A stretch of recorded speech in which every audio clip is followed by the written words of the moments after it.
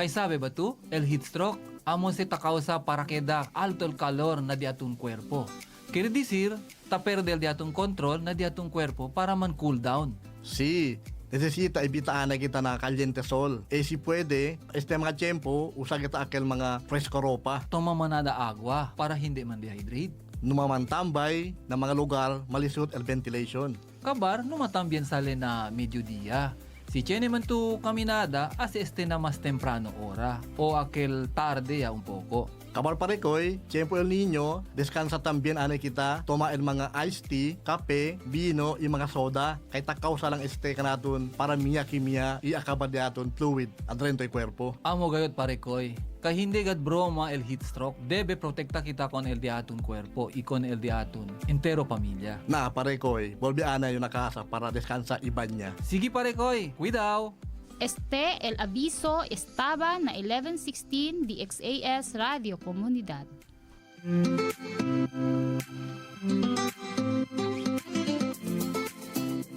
Simula pa noong 1948, lubos na naibabahagi ang mabuting balita ni Hesukristo sa mga Pilipino sa ating bayan at maging sa mga nasa ibang bansa tungo sa Far East Broadcasting Company Philippines. FEBC Philippines, hanggang marinig ng lahat.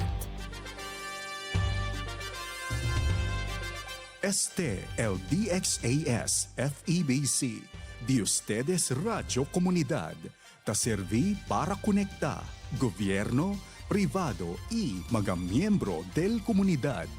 DXAS 1116, de ustedes Radio Comunidad.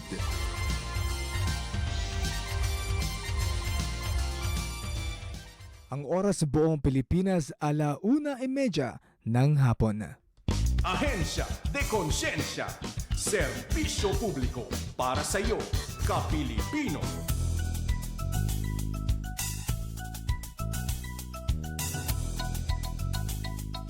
Isang mapagpalang araw sa lahat ng nakikinig at tumututok sa mga programa natin dito sa 1116 DXAS, your community radio. Panibagong araw at pagkakataon na naman para tayo ay makapagbigay ng mahalagang impormasyon mula sa iba't ibang ahensya ng gobyerno.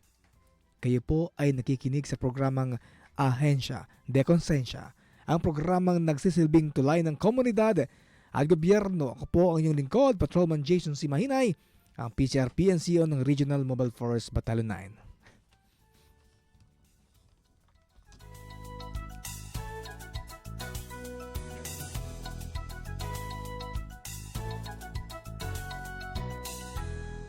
Alright, sali po kayo sa ating usapan. Kung may tanong, komento o mensahe, mag-text sa 0916296625 o sa 0998-844-1410 o kaya ay mag-comment sa 1116 DXAS FB page. Buenas tardes, maayong hapon. Assalamualaikum.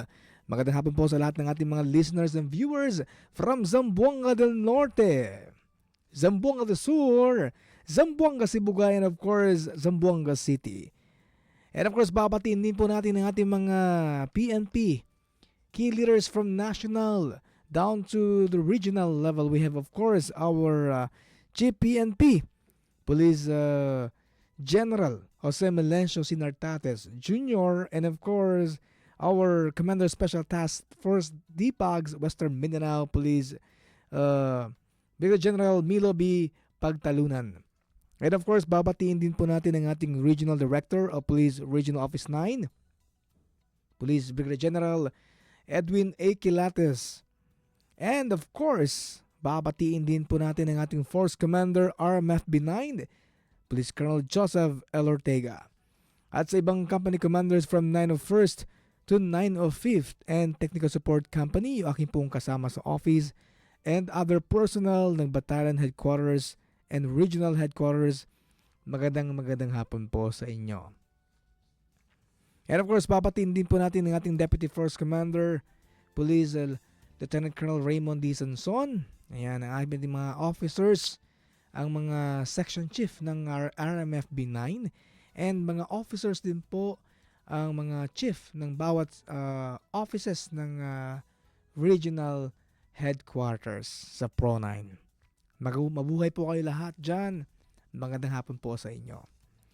And of course, babatiin din po natin ang ating mga kababayan na laging abala po sa kanilang mga hanap buhay.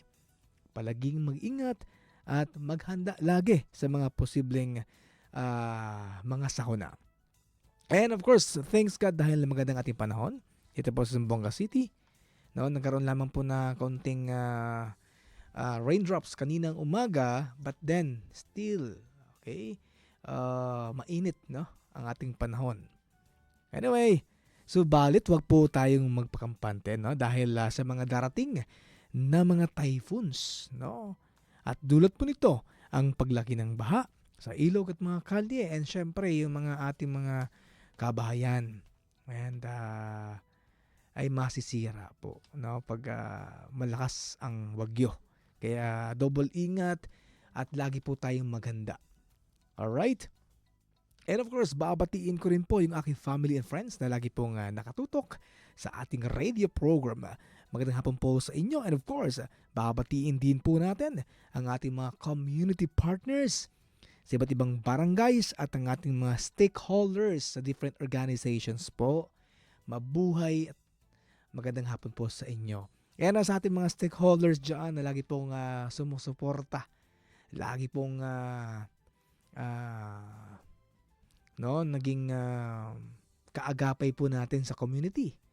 Sa mga community outreach program, no, sa Zamboanga Peninsula. Mabuhay po kayo.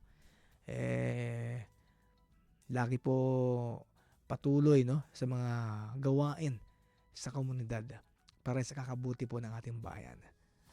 Alright, so sali po kayo sa ating usapan. Kung may tanong, komento o mensahe ay mag-text sa 0916-296-6625 o sa 098-844-1410, kaya mag-comment sa 1116 DXDS FB page. And of course, para po tayo ay matulungan sa ating mga problema, lalo na sa mga usaping pang-aabuso, specialmente, no, yung ating mga kababaihan at mga minors po natin. Alam po natin na marami na pong mga pangyayari sa mga lugar na kung saan ay alam po natin na very rampant po ito, but then hindi po natin pinapansin o hindi po tayo sumaklolo at wala po tayong pakialam. Okay, so here we are, the Philippine National Police. We encourage everyone to please report any related incident po. Nang sa ganun po ay matulungan natin yung ating mga kababayan na naging biktima, no, ng mga perpetrators po. Kaya naman, heto ang ating programa ng Police Regional Office 9, ang Project Sagip na patuloy po na nagbibigay ng tulong pampubliko at ng ating mga hotline numbers na pwede po nating matawagan. At bago po yan nating pamanoorin, ito po ang ating mga hotline numbers na pwede po nating mahingan ng tulong. Okay, so ito po yung 0981-6509-003 for the Smart, and for the Globe naman po is 0945-3689-656. Uulitin po natin, ito po yung mga hotline numbers na pwede po nating ma-reach out pag tayo po ay nangangailangan ng tulong. For the Smart, we have a 0981-6509-003. And of course, for the Globe, we have a 0945-3699-656. Ito po, panonoorin po natin.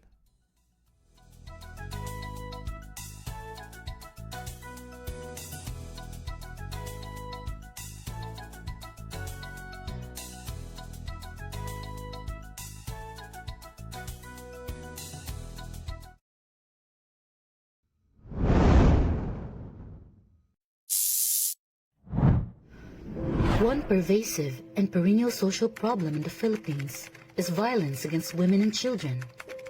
Some victims of gender-based violence are reluctant to seek help from the authorities or concerned agencies, ranging from fear of threats from their perpetrators to not knowing their legal rights, or maybe because of shame and stigma.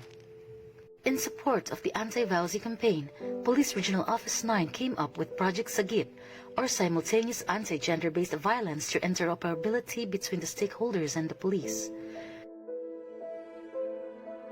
This project aims to empower women with knowledge and information on VAUSI through intensified police information strategies, cater to complaints, concerns, reports of the female citizens and PNP personnel concerning VAUSI through the establishment of an efficient communication system and referral system, encourage and persuade victims of rape, sexual abuse, and exploitation to report to the police, assist informants in accessing necessary support services, capacitate service providers in addressing issues in VAUSI, and develop integrated and sustainable programs and services converging with the stakeholders to slowly eliminate VAUSI in the region.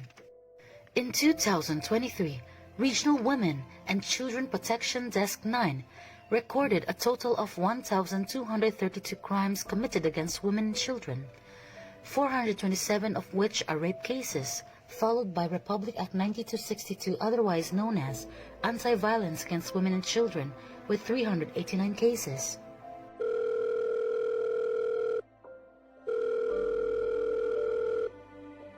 Sagip Hotline. Hello, ma'am. How may I help you?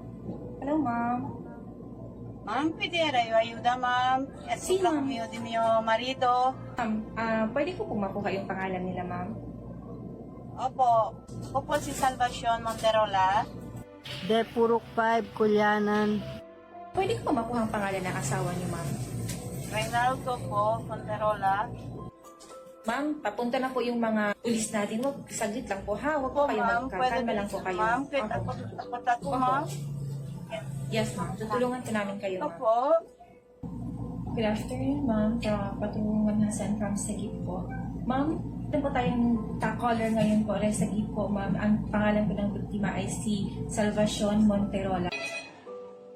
Hello, sir, ma'am. Good afternoon. Police Station Kulyanan. Patrolman Sarion speaking. Ano po may tutulong namin sa inyo, sir, ma'am?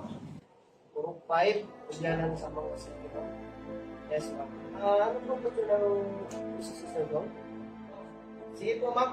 Mapapadala po kami ng alert team dyan, ma'am. Saka yung naman yung support namin, ma'am. Thank you, ma'am. Charlie 13, Charlie James.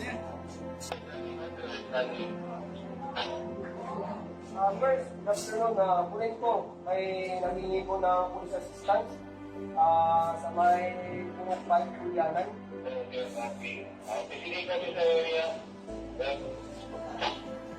Happy birthday, Tango.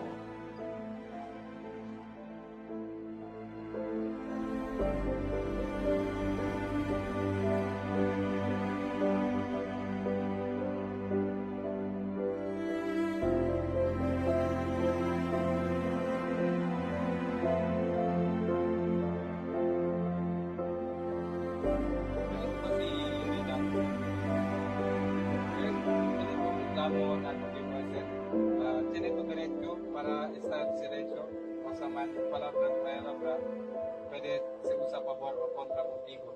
¿Entiendes ba, sir?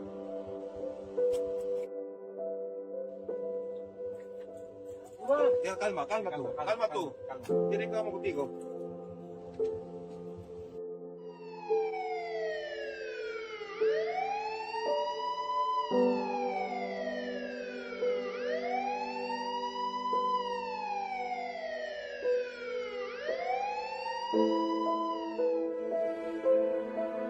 Project Sagip provides the framework for a comprehensive VAUSI prevention strategy, making salient information and services readily available for victims and informants.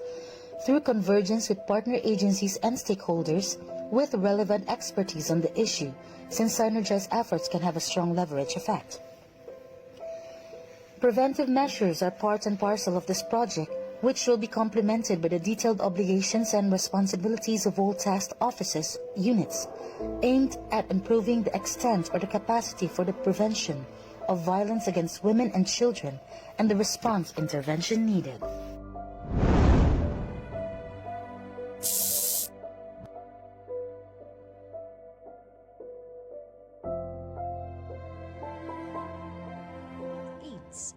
Ang HIV positive ay pwedeng walang sintomas sa loob ng maraming taon. Maaari silang magmukhang malusog kaya't kadalasan hindi namamalayang sila ay carrier ng virus. Samantala ang AIDS o Acquired Immunodeficiency Syndrome ay malubha at maaaring nakamamatay na sakit. Ito ang end stage ng HIV infection. Nangyayari ito kapag mahinang-mahina na ang resistensya sa katawan sanhi ng HIV. Kapag di napagamot ang HIV positive, posible itong mauwi sa AIDS. Kung ikaw ay may pagdududa sa iyong health, agad na pumunta sa pinakamalapit na health city office upang magpa-test para sa HIV status. Ang paalaalang ito ay hatid sa inyo ng Department of Health at ng Far East Broadcasting Company Philippines. Anong naiisip mo kapag narinig mo ang salitang traffic? Mga sasakyang nagsisiksikan sa kalsada, napakabagal ng pag-usad, bumper to bumper, nakakainip, nakakainis, nakakaubos ng pasensya. Pero may higit na malalang uri ng traffic na dapat mong malaman. Ito ang human trafficking. Ang human trafficking ay tumutukoy sa pag-recruit, pagbiyahe, paglipat, pagkupkop o pagtanggap ng mga tao upang sila'y pagsamantalahan sa pamamagitan ng prostitusyon, pornography o forced labor. 30 milyon na ang biktima ng trafficking sa Asia sa loob ng 30 taon. Karamihan dito ay mga bata at kababaihan. Nakalulungkot mang isipin, pero hanggang ngayon, maraming mga bata at babae ang ikinakalakal at ipinagbibili. Pakiusap naman, sa susunod na maipit ka uli sa traffic, sana maalala mong ipanalangin ang mga biktima ng human trafficking.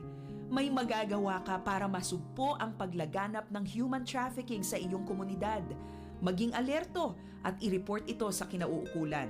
Magpalaganap din ng kaalaman laban sa trafficking. Para sa dagdag na detalye tungkol sa problema ng human trafficking, tumawag sa Philippine Children's Ministries Network sa 881-2817 o makipag-ugnayan sa himpilang ito.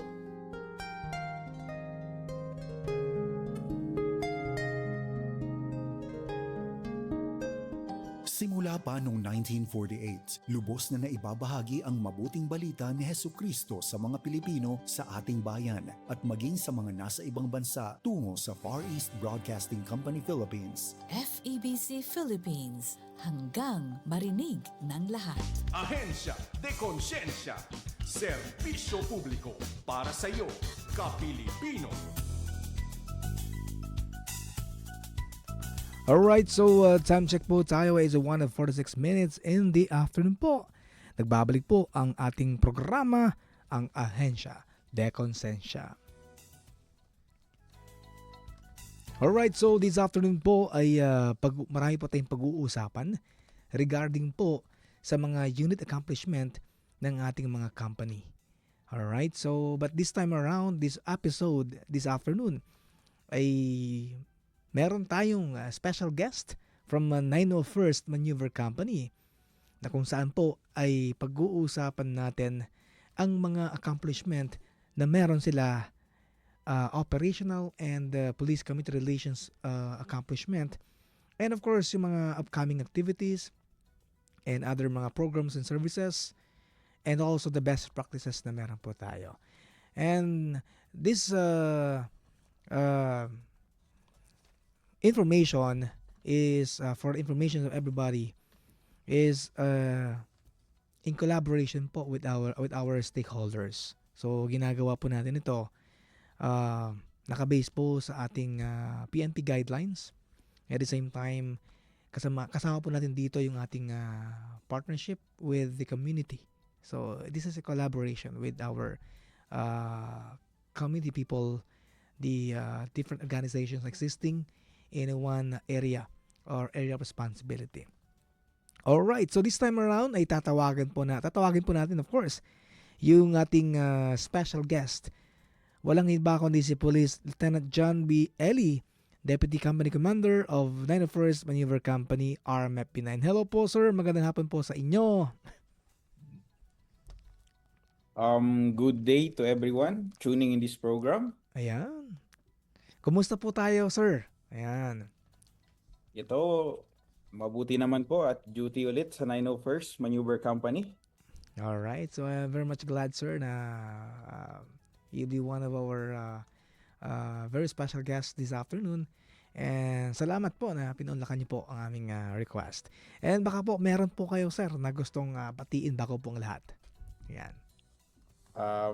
First and foremost, I would like to extend my warmest greeting and sincere appreciation to our respective regional director, Ayan. Police Brigadier General Edwin Quilate, sir. Hello sir. Our Force Commander, Police Colonel Joseph Ortega, sir. And the Zamboanga del Norte Provincial Director, Police Colonel Raydante Ariza, sir. And also the Provincial Mobile Force Company under the command of the newly installed Force Commander, Police Major Joel Gregorio Bungulan, sir. And last but not the least, our Company Commander of the 901st Maneuver Company, Police Captain Mahmoud Alam, sir, for the unwavering guidance and support that continuously inspire to serve with integrity and excellence. We also like to greet our personnel from different platoon forward bases from Tapanayan, Sirawai, Albenda, Mutya, and Barangay Tulon in Rizal. To the hosts of this program, thank you for the opportunity to share valuable insights with the listeners. And also to our listeners, magandang araw po sa inyong lahat.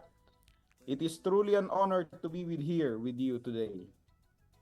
As a speaker for this segment, I am grateful for the opportunity to discuss matters that are significant to the community, and I hope that through this platform, we can promote awareness, cooperation, and positive actions. Once again, magandang araw po and thank you for having me. Alright, so ayan, yan po yung ating special guest, Police Lieutenant John B. Eli. Mabuhay po kayo, sir. Alright, so this afternoon po, sir, alam po natin na ang 901st is covering a very large area responsibility. And alam po natin na ang company na ito ay talagang ang daming mga accomplishments na nagawa, including yung ating mga best practices, including yung mga replications ng mga programa ng ating PRO9. And alam po natin na talagang matitikas at magagaling yung mga personnel ng 901st, no? Lahat. Alright. So with this matter, sir, may tanong ko lang po. Ano po yung pinaka-significant na contribution or yung significant accomplishment po ng 901st as of to date?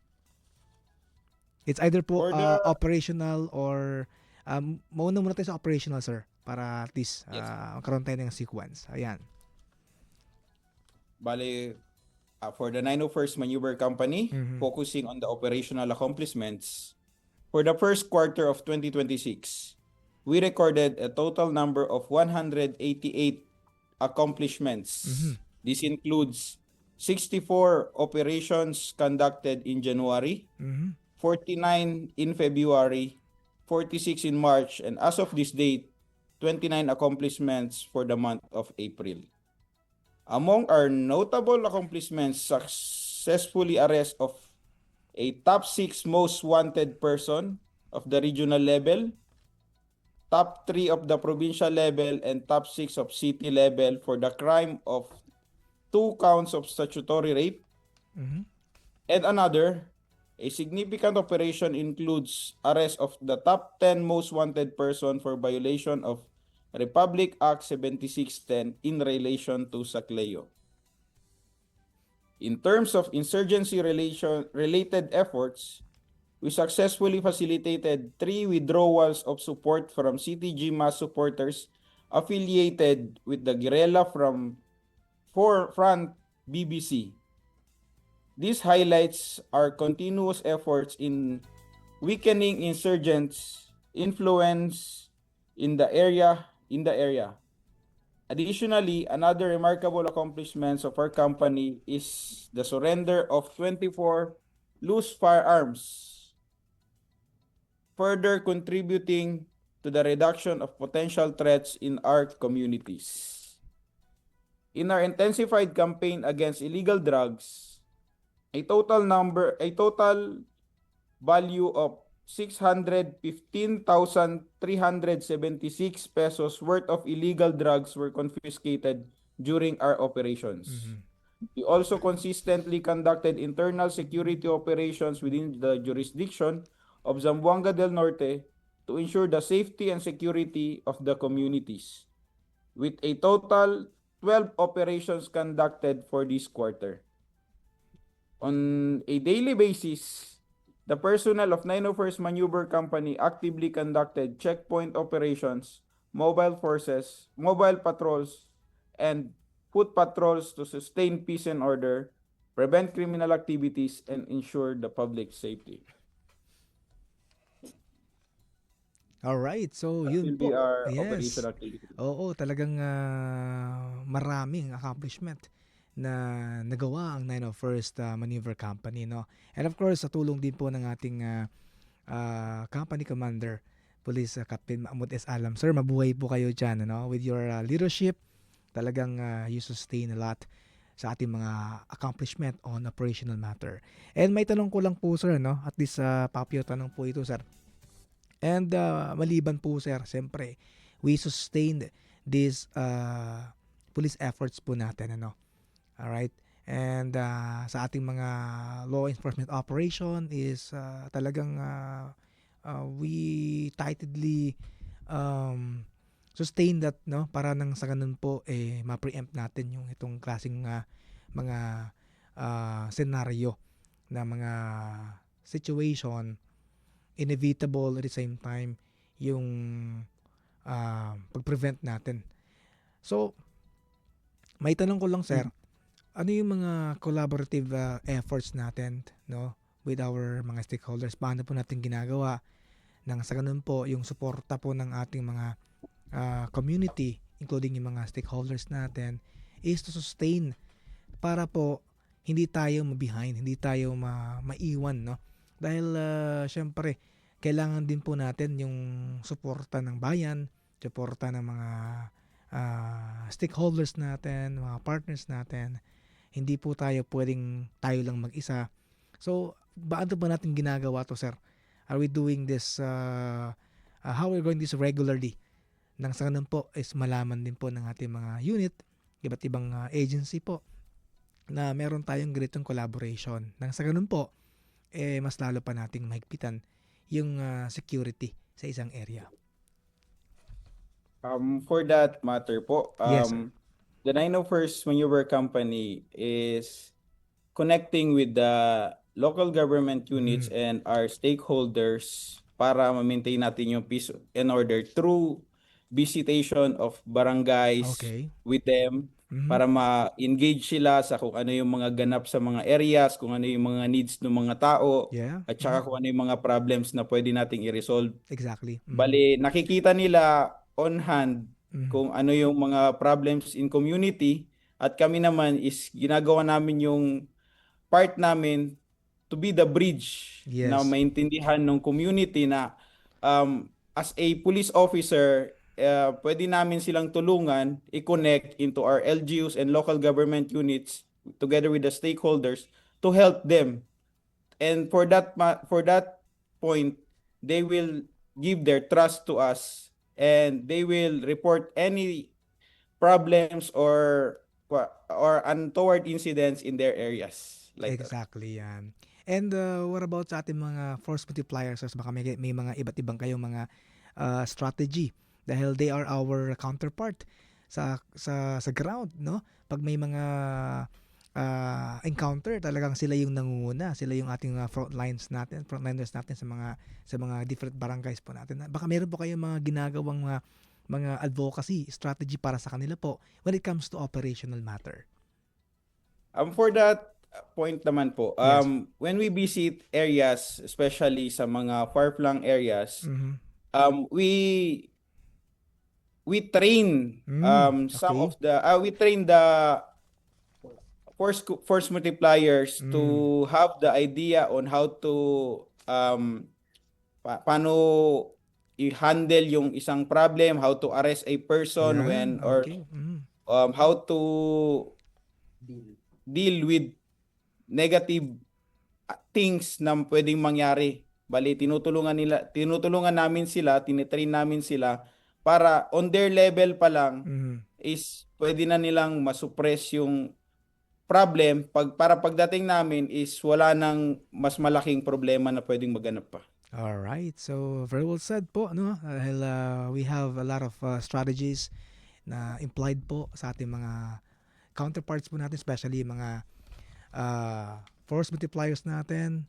And syempre, andyan po yung ating mga barangay officials, no? Mga tanod po natin na naging parte po sa ating mga journey when it comes to operational matter. And ayan. And going further, sir, sa ating pong mga accomplishments when it comes to police-community relations, dahil this is very much important. At alam po natin na ginagawa na po natin ito sa ground. Kahit po sa simpleng gawain, we had already performed the police-community relations activity without just further emphasizing, no, just align sa ating guidelines, but still ginagawa pa po natin yung PCR. And for the information of everybody, especially sa ating mga listeners and viewers, para malaman din po nila ano ba yung strategy na ginagawa rin po ng 901st Maneuver Company when it comes to PCR. Yes, PCR is one of the important sections sa PNP. Exactly. And for the 901st, for our police community relation accomplishments, we continue to intensify the community presence by consistently conducting dialogues with the barangays and pulong-pulong with the constituents across the different barangays of Zamboanga del Norte, delivering government services even to the most remote areas. Through this effort, we strengthen the trust and confidence of the community towards the government and its authority. We also recognize the importance of youth empowerment and their vital role in national development. In line with this, the 901st Maneuver Company continuously conducting lectures to various schools across Zamboanga del Norte, from elementary to college and universities. The primary object of this activity is to discourage students from joining and participating in insurgency-related movement and to counter possible radicalization. Recently, we conducted an anti-insurgency campaign at the Polog City Institute of Technology, participated in by students and faculty members of the said institution. This activity emphasizes the crucial role of the youth in sustaining peace and in the community, as well as the importance of education in crime prevention. Moreover, personnel of the company serve as the mentor to criminology students from different colleges, guiding them in their journey to become future law enforcers. This includes instilling discipline, professionalism, and ethics standards. In addition, the company recently facilitated the conduct of marksmanship firing for second-year criminology students of Andres Bonifacio College, highlighting the importance of responsible use of firearms through strict adherence to gun safety rules. That will be our PCR activities. Okay. So, talagang you targeted the institutions, especially yung mga criminology students po natin.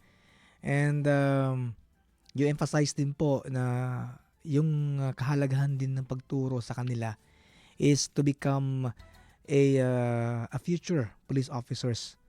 And of course, nakikita rin natin sa kanila yung pagiging isang leader na pwede po silang mag-take a lead in the near future.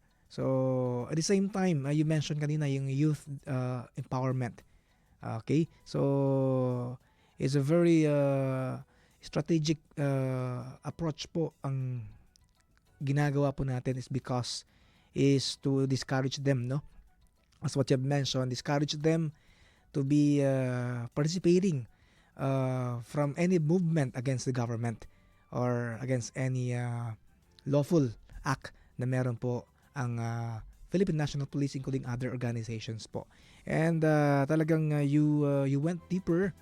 Talagang pinag-aralan nyo, you keep on the going deeper on analytical situation dahil alam po natin ng area nyo po it's not impossible, no, na magkakaroon po ng mga movement and affiliations sa different organizations against the government. Alright? So, what about sa ating mga community partners po natin, sir? Baka meron kayong mga engagement na pwede po tayong masuportahan, lalo na ngayon. Dahil talagang sinisira yung ating organization ng mga kalaban po natin. And knowing the fact na talagang gumagawa sila ng mga strategy na kung saan po they have to try the replication of our troops, PNP personnel, na magpapakilala po sila na police sila, no, officers po sila, nang sa ganun na they can penetrate every individual, lalo na yung mga innocenteng mga civilian po natin. So how are we going to combat this kind of strategy na meron po yung ating mga kalaban nang sa ganun po to preempt this approach na meron po sila against us? Yes po. Through that, bali the 901st Maneuver Company is doing their best para ma-prevent yan, kagaya po nung nagkakanda kami ng school visitations, information sharing, at saka yung, in addition din dito is yung to open from younger age pa taas na about sa mga batas na pwede nilang makaharap in any instances na ganun nga mag-violate sila dun sa mga bagay na against the law. Kasi we all know na ignorance of the law excuses no one. Exactly. Bali, kahit sabihin nila na hindi sila aware, mananagot pa rin sila. Kaya mas mabuti na rin sa part natin is let us inform them para as early as that is maiwasan na natin yung pwede pang mangyari. Bali, isa yon sa mga activities na ginagawa namin to enlighten them and to inform everyone, not only the students but the community itself, the public, para maiwasan natin yung mga ganun. Kasi uso na ngayon yung sinisira yung image ng isang organization para mawalan ng tiwala yung community. Yes. Pero sa atin kasi as the PNP, we are the one who should serve and protect the public. Kaya we should let them know that we are their protectors. They should trust us. That's why. Ayun. So talagang kailangan natin makuha yung talagang tiwala.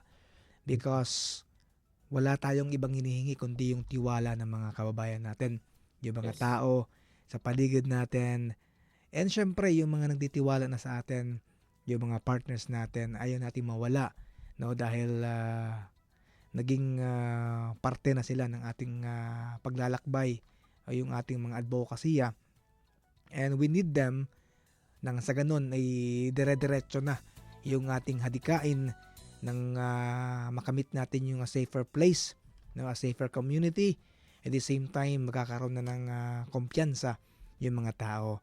And sa mga listeners and viewers po natin, huwag po tayo agad-agad maniniwala sa mga tao na gumagamit at naninira ng aming pong organisasyon, especially yung mga nagpapalaganap po ng mga fake information.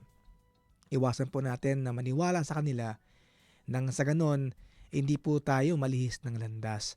So, ang sinasabi po kanina ng ating special guest is, kailangan nyo pong maniwala sa amin. Dahil wala po kaming ibang ginagawa, kundi i-prove namin na you have to trust us. Kasi wala kayong ibang kakampi, no? Hindi naman kami perfectong tao, hindi naman kami superhuman, no? Or super human beings. Hindi kami Diyos na para isang pitik lang agad-agad na nating protektahan yung mga naging biktima. And yet still, pag kami po ay nabigyan ng information, nabigyan ng access, no, to track or to counter, hindi po yan imposible. And that's very much possible po na pwede po nating magawa pag tayo po ay nabigyan ng suporta. Kaya naman hinihiling po namin ng ating mga community partners natin, we encourage everyone na to please approach us, visit us, trust us, o di kaya naman ay huwag po tayong matakot at mahiya lumapit po sa amin. We need your counterpart. We need your support na para po kami ay magkaroon ng kakayahan na pwedeng protektahan kayo lahat. Okay, so time check po tayo. Huwag po tayo umalis dahil mamaya may pag-uusapan pa tayo. Other matters po na pwede po nating mai apply po sa ating iba't ibang respective na tahanan. Time check po tayo. It's still 9 minutes in the afternoon po. Ipagpatuloy po natin ang ating usapan pagkatapos ng ilang paalala at magbabalik po ang Ahensya de Konsensya.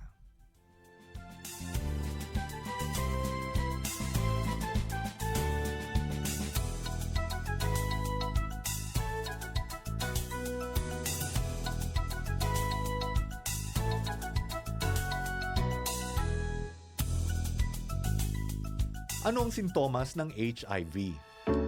Ang HIV o Human Immunodeficiency Virus ay isang kondisyon kung saan pinapahina ang resistensya ng katawan na lumalaban sa sakit.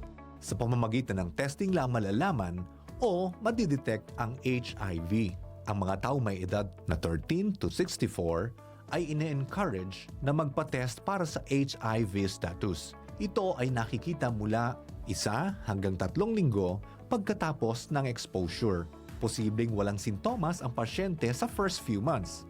Ang ilan ay nakakaranas ng flu-like symptoms, sakit ng ulo, skin rashes, lagnat. Sa oras na ito ay lumala, maaaring magkaroon ng pamamaga ng mga lymph nodes, pagbaba ng timbang, pagtatae, at ubo. Ang mga HIV positive ay madaling kapitan ng sakit, kaya dapat na mag-ingat. Ang paalaalang ito ay hatid sa inyo ng Department of Health at ng Far East Broadcasting Company Philippines. Uy Mare, di ka maniniwala. Naalala mo si Aling Maria? Yung kapitbahay natin? Yung nakatrabaho sa Saudi? Oo, kumusta na siya? Wala na akong balita sa kanya eh. Naku, kakauwi lang niya last week. Tapos sabi niya, may kilala siyang recruiter. Sabi pa nga niya, kung gusto daw nating mag-abroad, pwede niya tayong tulungan. Mabilis makakaalis, walang poproblemahin, at maaahon natin sa kahirapan ang pamilya natin. Talaga ba? Pangarap ko talagang kumita ng dollars para sa pamilya ko eh. Sigurado kang matutulungan tayo nitong recruiter ha? Sigurado yan. Binigay na ni Aling Maria sa akin ang contact number ni Madam. Siya yung recruiter. Okay talaga to si Madam kasi mabait daw at maraming koneksyon sa Saudi at Dubai. Sandali lang. Pag-isipan natin itong mabuti. Nasabi ba ni Aling Maria ang detalye ng trabaho, kontrata at mga babayaran bago aalis? Alam niyo naman, maraming mga illegal recruiter. Baka, imbis na magandang buhay para sa pamilya, ay trahedya ang maging bunga nito. Ang nega mo naman! Sure ako dito! Okay na to! Wait lang. Huwag makontento sa okay na to, lalo na kung tungkol sa pagtatrabaho abroad. Alamin ang tabang proseso ng pag-abroad. Huwag basta maniwala sa mga pangako para hindi maging biktima ng illegal recruitment at human trafficking. Protect yourself, protect your family, and protect your future. Bago maniwala sa nagsasabing okay na to, bumisita sa Department of Migrant Workers o DMW para sigurado ka. Bisitahin ang kanilang official website o tumawag sa kanilang hotline. Your safety and your future are worth more than empty promises. Don't take the risk, be informed, be safe. Ang paalalang ito ay hatid ng Department of Migrant Workers Region 9 at ng 1116 DXAS, your community radio.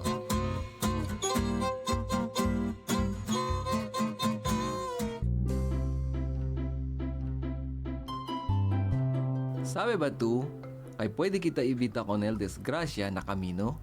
Si pirmi kita akorda konel, blow bagets. Si kuya, memorial lang pirmi konel blow bagets. Akorda lang pirmi checkya konel? B. Brake. Asigura que justo el level del brake fluid, chequea también con el brake pad y gas pedal. L. Lights. Antes de man viaje, checkya anay si embanamente todo el magaluz. O. Oil. Chequea pirmi si justo va el level del oil, bisya también si tiene leaking. W. Water. Checkya tamen con el level del agua. Debe hindi tan leaking el radiator, ichene agua el windscreen wiper. Pirmi lleva maskin 1 litro de agua. B. Battery. Debe no hay corrosion el batería y takansa na metal plates el electrolyte liquid de este. A. Air. Asigura que justo lang el pressure del aire dal dituyo rueda y reserva. G. Gas. Asigura kay justo y hindi ay palta el dituyo gasolina si ora tutan biyahe. E. Engine. Checkya si embuenamente el tuning del makina. T. Tire. Asigura que hindi pino el goma y no hay roto el mga rueda pati spare tires. S. Self. No maneha si quiere dormir, cansaw, tanbuyong o tomaw. Principia ara, blow bagets. Pirmi checkya con el brake, lights, oil, water, battery, air, gas, engine, tire, y self. Tiene presente, responsibilidad de aton el seguridad na camino. Este aviso te lleva con ustedes el 1116 DXAS Radio Comunidad. May pito o whistle ka ba sa iyong emergency kit? Alam mo ba kung paano ito gamitin para makahingi ng tulong? Tandaan mo lang ang distress signal na ito para madali kang mahanap o masagip ng mga rescuer. Pumito ng 3 maiksing tunog gamit ang iyong pito.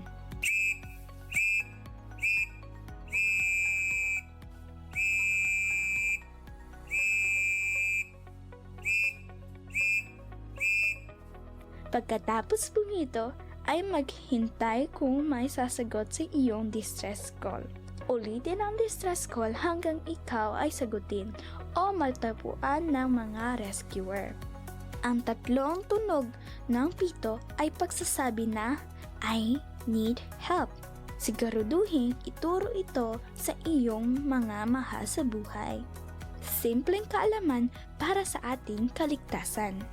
Ang paalala nito ay hatid ng 1116 DXAS, your community radio.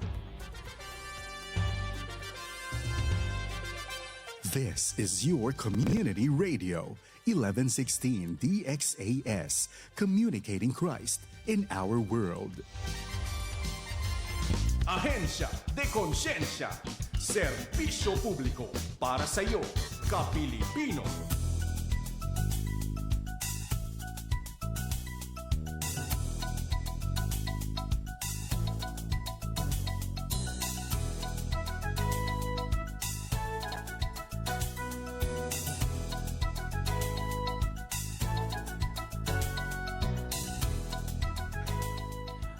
Alright, so time check po tayo. It's 2:17 in the afternoon po. Nagbabalik ang Ahensya de Konsensya. Kayo ay nakikinig sa 1116 DXAS, your community radio. Ang DXAS ay isa sa mga himpilan ng Far East Broadcaster, casting ng company at kasapi sa mga kapisanan ng mga broadcaster ng Pilipinas. Kasama pa rin po ninyo ang inyong lingkod, Patrolman Jason C. Mahinay. And of course, sa mga gusto maghatid ng kanilang mga concerns, tumawag lamang po sa ating hotline number sa RMF B9 or Regional Mobile Force Battalion 9 sa 0955-360-3340. Again, sa mga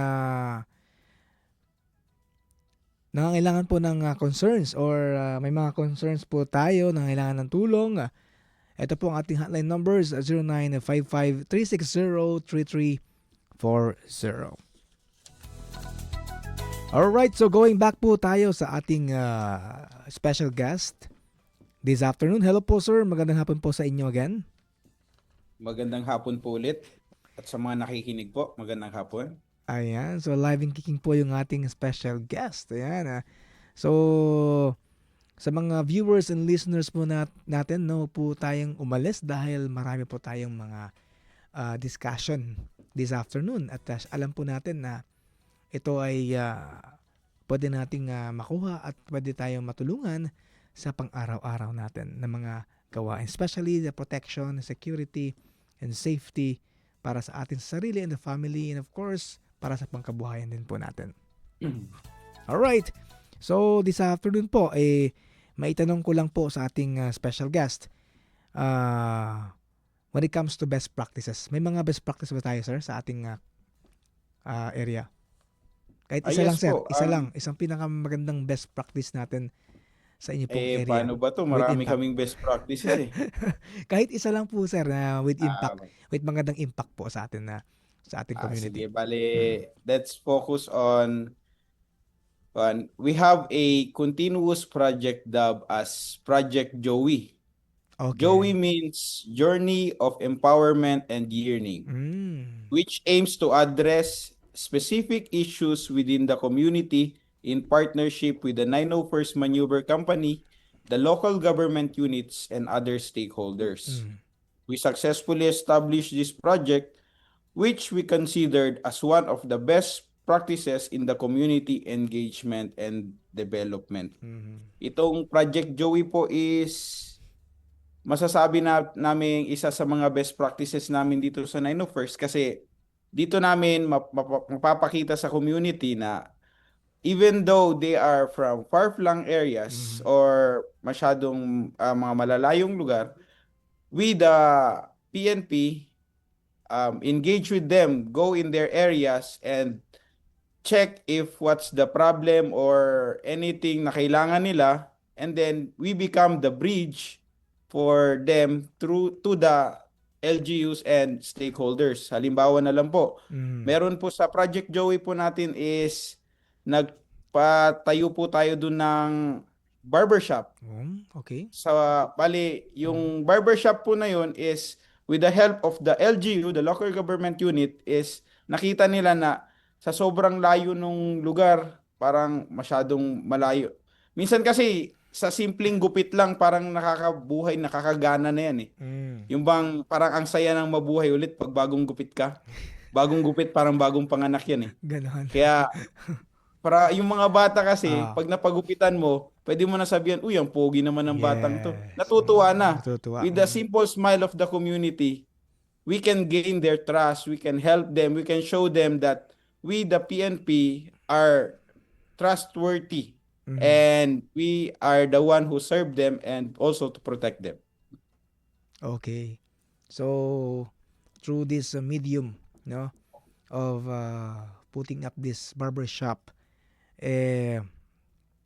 nagkaroon sila ng malinaw, no, na mithiin sa buhay nila kung bakit sila nabubuhay. So through the effort of the Philippine National Police, in collaboration po ng LGU, nabigyan po sila ng simpleng project na kahit simple po yan pero malaking impact yan sa kanila dahil gaya ng sabi ni Sir, nakapagbigay sila ng malaking ngiti. So sa simpleng bagay, sa maliit na project, nakapagbigay ng malaking ngiti sa mga kabataan natin. And tamang rin naman, no, dahil based sa project, ang baseline ng kanilang objective kung bakit po nabuo ang project na yan, no? Sa daming project, so may tanong ko lang sir, sa daming project, bakit naisipan nyo barbershop? Actually, yung barbershop is one of our projects lang naman dun. Ginawa ko lang siyang example. Pero Example lang, kasi, yes. yung barbershop na yon is, hindi lang siya simpleng barbershop. We connect to the local government units to have the materials needed. Tapos, nung meron na tayong mga materials, pagdating dun sa area, with the collaboration of the community and the PNP and also the local government unit, kami mismo yung nagpatayo ng barbershop. Bali nakakabuo na tayo ng engagement ng parang simple communication with them through that small barbershop na yon. Pero isa lang siya sa mga projects doon. Marami pa namang ibang projects, pero isa siya sa mga pwede natin maging example. Basically, yan ang needs ng community. I do support dahil ang layo ng nilalakbay ng ating mga kabataan, ng ating mga kababayan doon naninirahan. And syempre, karamihan din doon yung mga estudyante. Hindi rin po natin gustong maisip ng ibang tao pag sila po'y bumaba galing sa bukid. Pagbaba nila para silang mga rebelde, yung mga mukha nila. I'm sorry to say the word, but ayaw din natin maisipan ng masama yung ating mga kabataan na sa look po nila mapagkamalan po natin. Kaya it's best way na binigyan natin ng kulay yung ating mga kabataan doon through this kind of effort through barbershop. And syempre, ito ba'y libre, sir, sa mga kabataan natin or may bayad? Yung ginawa kasi namin doon is binigay namin sa community, bali parang meron siyang Payback siya. Payback siya. Pero ang mangyayari doon, yung kita is mapupunta rin sa kanila. Okay. Bali parang may tulong na rin siya through livelihood na rin. Okay. Ganun siya. So with that kind of project, nagkaroon po ng sustainable project through mobilization sa funds natin, and gagamitin din siya sa other projects. So which is very much appreciative, no? Talagang maganda po ang inyo pong concept on putting up the kind of project, sir. So with that, sir, sa inyo pong best practice, sir, we salute. And alam ko po, sir, that this project ay talagang meron siyang matibay na angkla, no? Na nakasuporta ito ng dating RD, no, sir?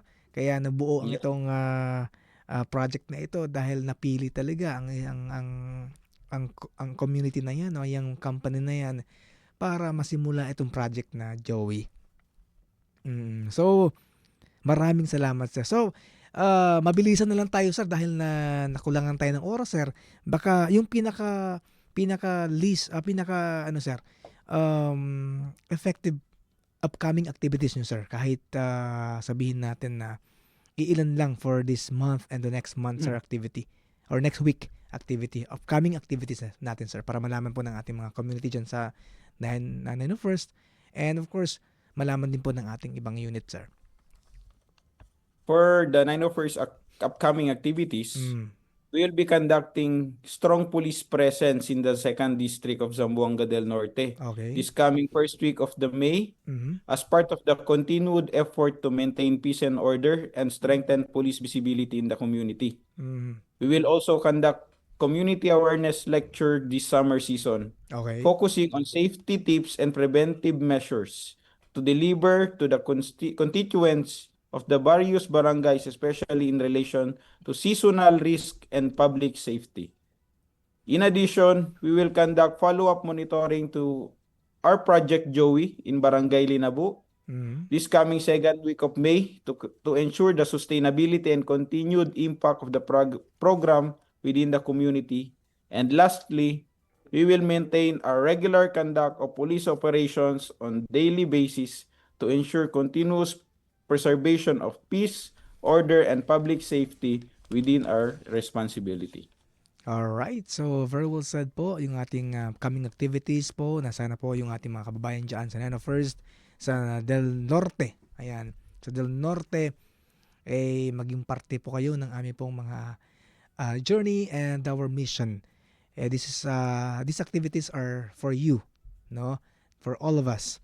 Hindi lang ito para po sa amin. And with that, sir, I salute you. Maraming salamat po sa inyo, Sir Eli, no? Dahil sa inyo pong napakagandang pong ibinahaging impormasyon po para po sa ating mga tagapakinig and tagapanood po this episode. And sana po sa susunod na episode po natin, sir, marami pa po tayong pag-uusapan. Marami tayong dapat na ibahagi po sa ating mga kababayan po natin, sir. And dyan po sa 901st, ang PCR Warriors po natin dyan, Sir Salvador, ayan.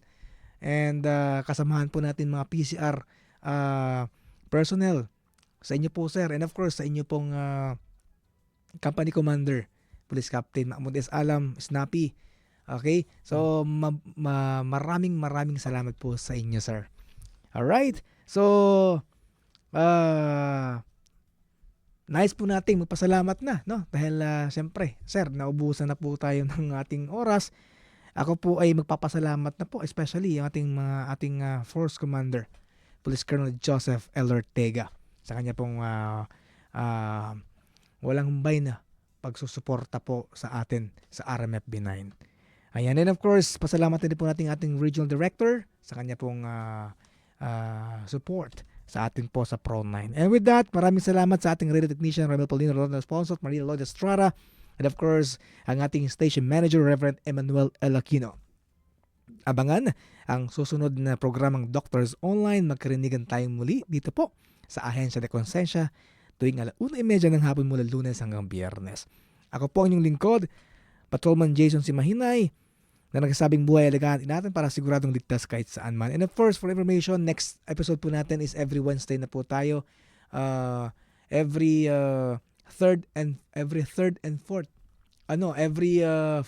second and fourth Wednesday na po tayo by next episode po natin. Okay? Hindi na po siya by Monday. Alright? So, ang Ahensya de Konsensya kasama niyo sa pagtataguyod ng tapat at mahusay na serbisyo publiko.